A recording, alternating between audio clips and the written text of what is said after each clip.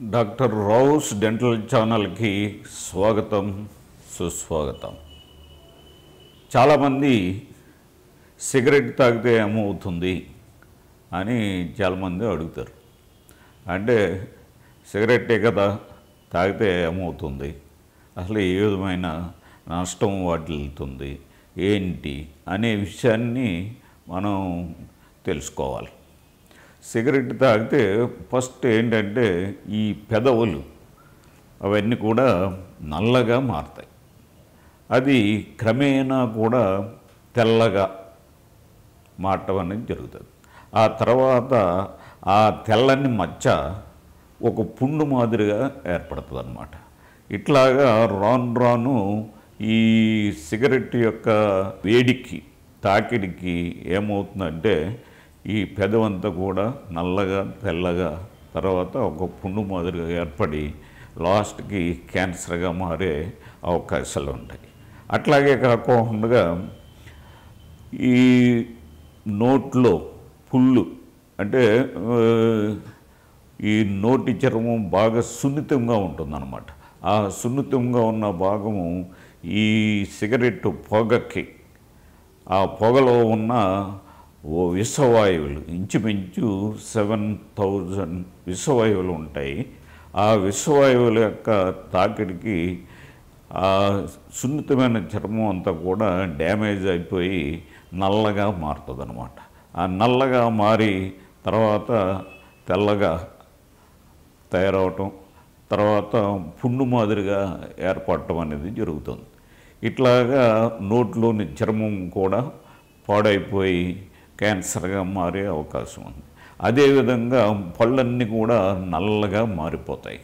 నల్లగా మారిపోయి పళ్ళు కాలిపోయి ఆ వేడికి కాలిపోయి ఆ రంగు ఇంకా మారకోకుండా అంటే క్లీన్ చేయించుకున్నా కానీ మారకోకుండా పన్ను ఏమైపోతుందంటే అది కాలిపోయి చిన్న చిన్ని ముక్కలుగా విరిగిపోయి అవి చిన్నగా తయారైపోయి చివరికి పళ్ళు పాడైపోవడం అనేది జరుగుతూ ఉంటుంది. కాబట్టి ఈ విషయాల్ని గ్రహించి ఇట్లాగే కాకుండా మనం ఈ సిగరెట్ని తాగడం వల్ల ఊపిరితిత్తులోకి వెళ్ళి ఆ ఊపిరితిత్తుల్ని ఈ విషవాయువులు పాడు చేయటం అనేది జరుగుతుంది. తద్వారా ఈ ఊపిరితిత్తులు పాడైపోయి ఊపిరితిత్తుల క్యాన్సర్, అట్లాగే గుండె వ్యాధులు, అట్లాగే బ్రెయిన్ వ్యాధులు, ఇట్లాగా అనేకమైన వ్యాధులు ఇంచుమించు 54 రకాల వ్యాధులు ఈ సిగరెట్ వల్ల వచ్చే అవకాశం ఉంది.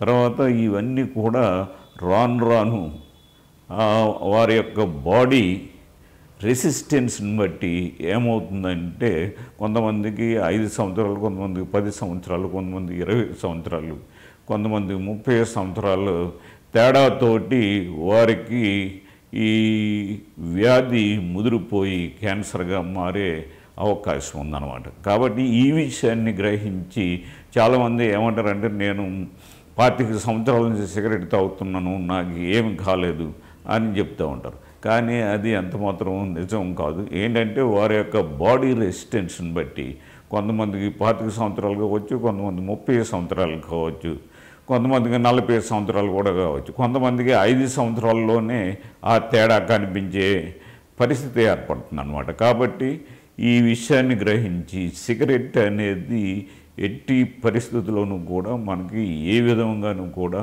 ఉపయోగం లేదు. కాబట్టి వెంటనే దీన్ని మానివేసి వారి యొక్క ఆరోగ్యం కాపాడుకోవాలి. వారి యొక్క ఆరోగ్యమే కాకుండా సిగరెట్ తాగటం వల్ల ఇంట్లో తాగితే ఇంట్లో ఎంతమంది ఉన్నారో అంతమంది కూడా ఈ పొగ సిగరెట్ పొగ బారిన పడి వారు కూడా వ్యాధిగ్రస్తులు కావడం జరుగుతూ ఉందన్నమాట. కాబట్టి దీన్ని గ్రహించి వెంటనే దీని నుండి విరమించుకునే ప్రయత్నంలో మీరు ఉండాలని నేను కోరుతా ఉన్నాను.